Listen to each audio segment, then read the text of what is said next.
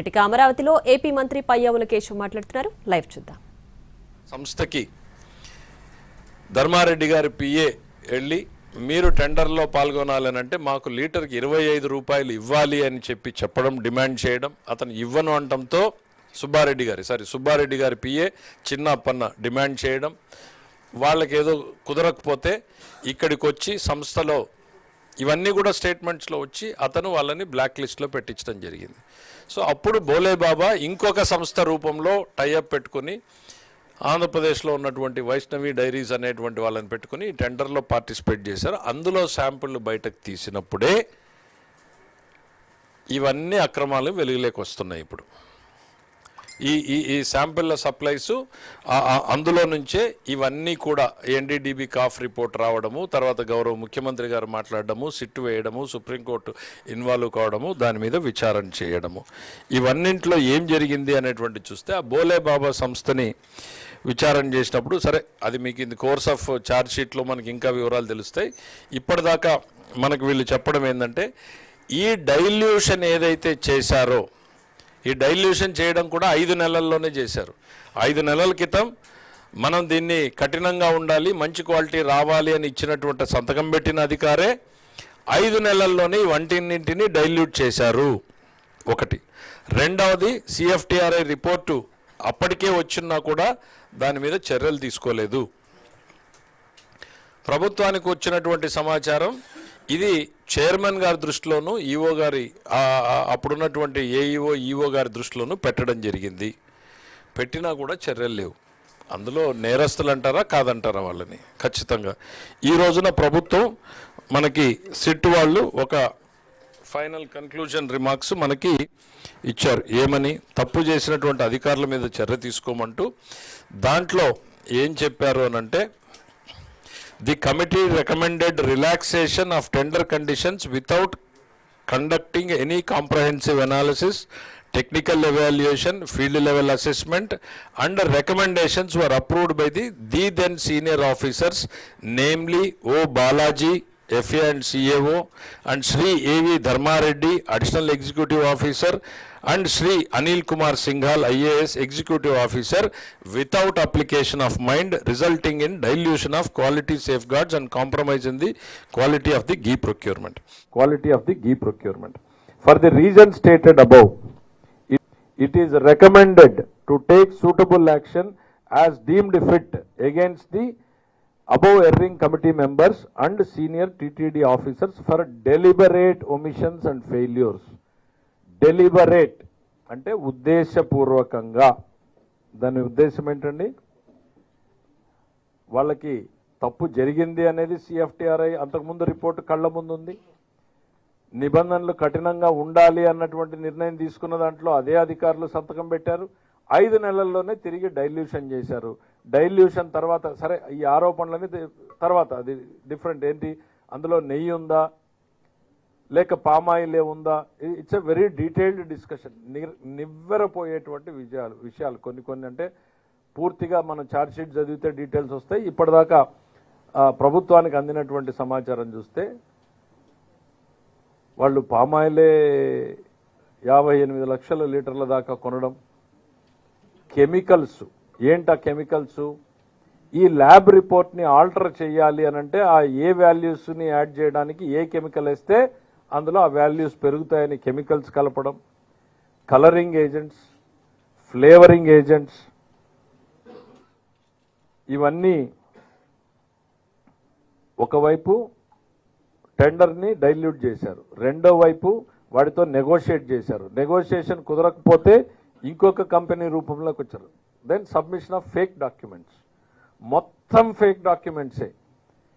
3 ఏళ్లని 1 సంవత్సరం చేస్తే ఆ 1 సంవత్సరం కూడా ఆ సంస్థ డైరీ యాక్టివిటీ చేయాలి. వైష్ణవి డైరీ అనేటువంటిది మొత్తం ఫేక్ డాక్యుమెంట్స్ పెట్టారు.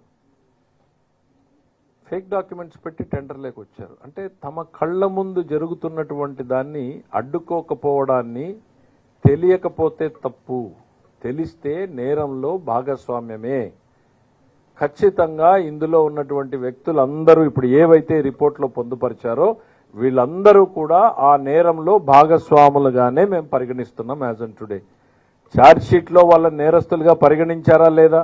పరిగణించకపోతే ఏం చేయాలి భవిష్యత్తులో, ప్రభుత్వమా లేకపోతే తిరుమల తిరుపతి దేవస్థానమా భక్తుల, ఇదిగో ఇన్వెస్టిగేషన్లో మీరు మిస్ అయ్యారా, ఇదిగో ఒకవైపు మీరు తప్పు చేశారు, ఇదిగో ఈ నేరం జరిగింది అంటూనే అందులో నేరస్తులుగా చేర్చలేదా, చేర్చారా, ఇవన్నింటినీ కూడా తీసుకెళ్లాలి అనేటువంటిది కూడా చర్చ జరిగింది. అయితే we are waiting for the supplementary charge sheet because అధికారికంగా కోర్టు దాన్ని కాగ్నిజెన్స్, ఎందుకంటే కోర్టు కూడా చాలాసార్లు ఇది డిఫెక్టివ్గా ఉందంటే వెనక్కు పంపించే అవకాశం ఉంది, ఇదిగో రావాల్సిన వ్యక్తుల పేర్లు రాలేదు అంటే పంపించే అవకాశం ఉంది. So we want to wait till the court takes the document into the cognizance. వీళ్ళందరూ నేరస్తులుగానే భావించాలి. శ్రీవారికి అపచారం చేసినటువంటి సంఘటనలో ఈ నేతలందరూ కూడా సుబ్బారెడ్డి గారి దగ్గర నుంచి, ధర్మారెడ్డి గారి దగ్గర నుంచి, సింగాల్ గారి దగ్గర నుంచి కింది స్థాయి కమిటీలో ఉన్నటువంటి వాళ్ళందరూ, వీళ్ళందరి మీద చర్యలు తీసుకోమని ఏదైతే రిపోర్ట్ నివేదిక ఇచ్చిందో వీళ్ళని నేరస్తులుగానే పరిగణించమని ఈరోజు భావించడం జరిగింది. రెండవది అడ్మినిస్ట్రేటివ్గా ఇంకా ఏమన్నా ల్యాప్సెస్ ఉన్నాయా అనేటువంటిది తేల్చడం కోసం ప్రభుత్వం ఒక కమిటీని వేయడం జరుగుతుంది. Very short tenure committee. ఎంత టైం ఫ్రేమ్ అనేది ఇంకా చెప్పలేదు, గౌరవ ముఖ్యమంత్రి గారు డిసైడ్ చేసి చెప్తారు, రోజుల 2 వారాల ఎట్లా అనేటువంటిది షార్ట్ టెన్యూర్లో. ఎందుకనంటే ప్రతి ఒక్కరికి వినే అవకాశం ఇవ్వాలి. వాళ్ళ మీద ఏదైనా ఇవాళ వాళ్ళు క్లియర్ కట్గా ఇవాళ ఇక్కడ చర్యలు తీసుకోండి అని చెప్పినా కూడా we want to be vengeance attitude అనేటువంటిది కాదు, వాళ్ళకి ఏదన్నా చెప్పుకునేటువంటి అవకాశం ఉంటే కూడా చెప్పే అవకాశాన్ని ఇవ్వాలి అనేటువంటి దాంతో ఈ కమిటీ వేసి తదుపరి చర్యలు తీసుకోవడం జరుగుతుంది. ఒకటి, వీళ్ళ మీద ఈ వ్యవస్థ మీద చర్యలు తీసుకోవడం, సరిదిద్దడం. అతి ప్రధానమైనటువంటిది నేరస్తులుగా భావించాలి. అందులో ఆ ఛార్జ్ షీట్లో ఉన్నారా లేదా చూసి ఉంటే వెరీ గుడ్, లేకపోతే ఇదిగో మీరే నేరస్తులుగా ఇక్కడ తెలిసి జరిగింది అని చెప్తున్నారు, తెలియక జరగడం లేదని చెప్పారు. 5 నెలల్లో మళ్ళీ తిరిగి అదే అధికారులు సంతకం పెట్టారని వాళ్ళు చెప్పింది, మేము ఎక్కడ పదం యాడ్ చేసింది కాదు. తెలిసి జరిగిందన్నప్పుడు వాళ్ళు నేరంలో భాగస్వాములు అవుతారు కదా, ఈ కోణం ఎందుకు చూడలేదు అని ఎవరు అడగాలి, మనమా ఏంటి అనేటువంటి దాని మీద కూడా ఏజీ గారిని పిలిచి కూడా అడ్వైజ్ అడగడం జరిగింది. So it will take some more time, but ఇమీడియట్గా అయితే మాత్రం కమిటీని ఏర్పాటు చేసి ప్రభుత్వం చర్యలు తీసుకుంటుంది.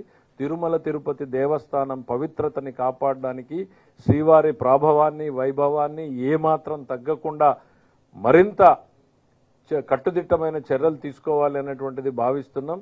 శ్రీవారిని రాజకీయాల్లోకి ఎక్కడా కూడా ఉపయోగించుకోవడానికి వీలు లేకుండా ఉండాలి. ఇప్పుడే కాదు, భవిష్యత్తులో కూడా ఎవ్వరూ కూడా రాజకీయ కోణంలో తిరుమలని కానీ శ్రీవారిని కానీ రాజకీయ కోణంలో చూడకూడదు అనేటువంటిదే ప్రభుత్వాధినేతగా గౌరవ ముఖ్యమంత్రి గారి ఆలోచన, ఉప ముఖ్యమంత్రి గారి ఆలోచన, ఎంటైర్ పార్టిసిపేట్ చేసిన కేబినెట్ మొత్తం అదే అభిప్రాయపడింది.